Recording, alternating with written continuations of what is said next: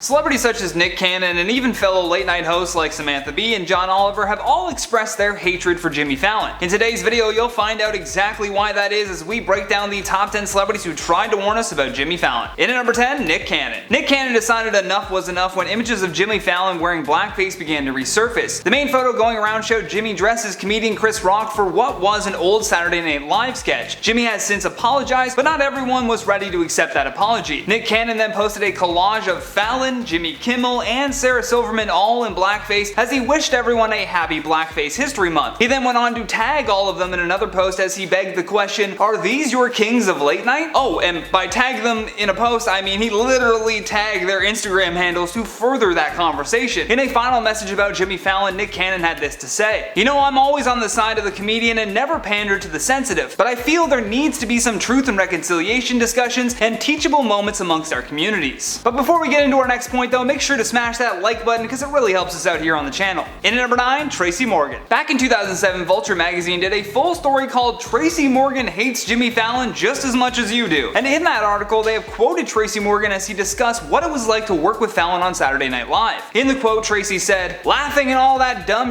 shit he used to do, he wouldn't mess with me because I didn't fucking play that shit. That's taking all the attention off of everybody else and putting it on you. Like, oh, look at me, I'm the cute one. I told him not to do that in my sketches, so he never did." Some people may have viewed Jimmy's laughter as a sign of nervousness, or perhaps he thought the sketch was just so funny that he couldn't keep a straight face. However, with this direct quote from someone who worked alongside him, it's become clear that the laughter is more for attention than anything else. I mean, we can't fault him for wanting more attention on a show that is widely known to be super competitive within their own ranks. The stories about Saturday Night Live cast members backstabbing each other to get their sketches on air is endless. And it turns out TRACY Morgan wasn't about to have Jimmy steal any of his spotlight. In at number 8, Shawn Mendes. So far, singer Shawn Mendes has had 2 appearances on The Tonight Show with Jimmy Fallon, and we're not sure why. Nothing against Shawn, but that first appearance was very awkward. Shawn first appeared on the show back in 2016 and came on to help Jimmy with singing songs on the spot. Unfortunately for Shawn, Jimmy gave him a late cue to start singing, which made Mendes look extremely unprofessional and completely out of his element. Even though that wasn't the reality, it certainly came off that way. In at number 7, Banks. How excited would you be if you were a musician and then suddenly you heard your song being played on a late night talk show? Sounds like a dream come true, right? Well, for the South Sudanese born rapper named Banks, it was his biggest nightmare. Banks became well known, especially in Australia, for his viral hits such as "Take You to the Movies" and "Meet Me on Facebook." However, it was his song "Take You to the Movies" that received a rather unflattering review from one Jimmy Fallon. In a segment called "Do Not Play," Fallon ridiculed Banks for the song and even mocked his performance by mimicking him. In response to this, Jimmy made a new enemy in Australia, and Banks put out a Jimmy Fallon diss track called "Do Not Watch." In at number 6, Don Rickles. Comedian Don Rickles was an absolute legend, famous for being able to humiliate an entire room of people just by himself. Doesn't sound that impressive, but writing good roast jokes can be very difficult, and this man was able to think of them on the spot and deliver it with ease. This moment he has with Jimmy Fallon can be very telling though, as Don Rickles showers Jimmy with compliments before arriving at the conclusion that he has never liked the late night host. Rickles has been appearing on The Tonight Show since Fallon was in diapers, so the moment that he was on the show, he took complete control and warned us that Fallon carrying on the show may have been a bad idea. He said he was great at impressions, but then mocked the size of the audience, and this was pre-COVID. He also mentioned that Jimmy should enjoy the show while he has it because it's probably not gonna last. In at number 5, Ricky Gervais.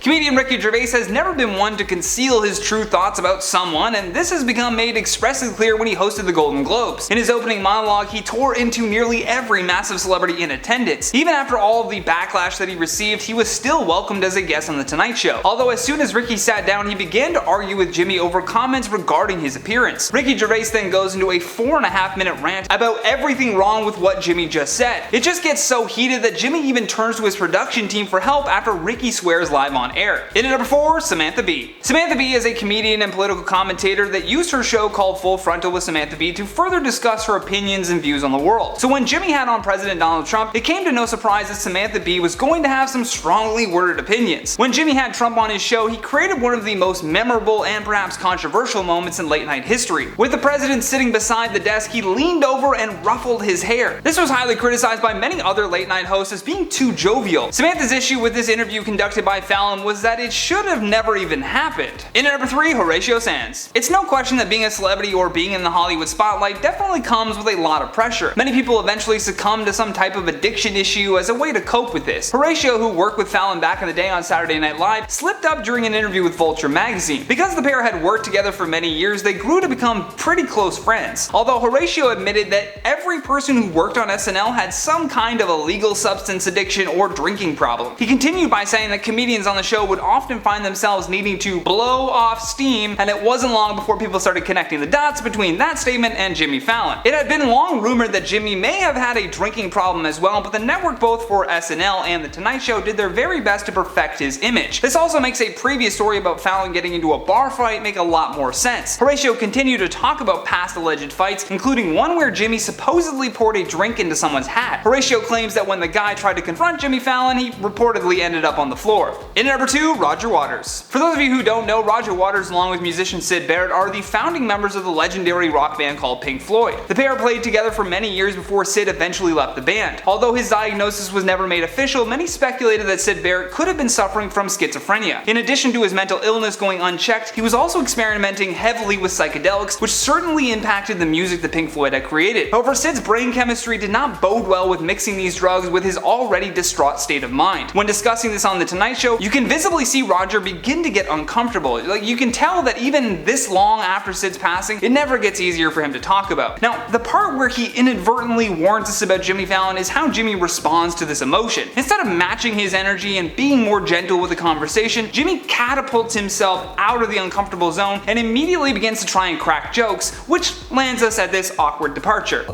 Yeah, absolutely. Well, I can't wait to see you, and I'll be at every show screaming. I'll be waving at you, and you'll be ignoring me. But anyways. Last but certainly not least, on our number 1 spot, John Oliver. Many late night hosts have learned over the years that they're not really competition, but rather colleagues working in a similar field. This, however, does not mean that they are beyond criticizing the other's interviewing techniques. John Oliver, for example, hosts his own show called Last Week Tonight that has grown to become a big success in its own right. Even though John has his own show, he did appear as a guest on The Tonight Show with Jimmy Fallon. However, things got off to a very awkward start. After Jimmy remarked at his love for the name of John's show, John Oliver thought that his comment was weak, pun intended maybe, but the worst part was that it did not get better from here. Oliver outright said that this strange out-of-nowhere compliment comes as a result of Jimmy Fallon's awful interviewing skills. Now, with our list coming to a close, let's check out some of your comments from the video titled Top 10 Celebrities You Didn't Realize Passed Away in 2020 Part 6. Kaylee Brown says, I love Conchata's character in 2.5 Men. I actually once played Berta in a small skit back in primary school. Oh, no way, that's actually really cool. That's awesome. Tanya says, we've lost more celebrities this year than in 2016. So you got that right. Emily QS says, so sad, however, thank you again to Johnny and the BTS team for bringing such amazing people to our attention. You were very welcome, and as much as I don't like doing those lists, I also don't mind that we're bringing all of these great lives that they've led to your attention, like you just said. Elisa K says, I'm sorry, but why does Johnny look better in a suit? I mean, who doesn't look better in a suit? Arlene Brown says, nice tie. Thanks, Arlene. And thank you for watching today's video. I've been your host, Johnny Rogers, and until next time, stay classy.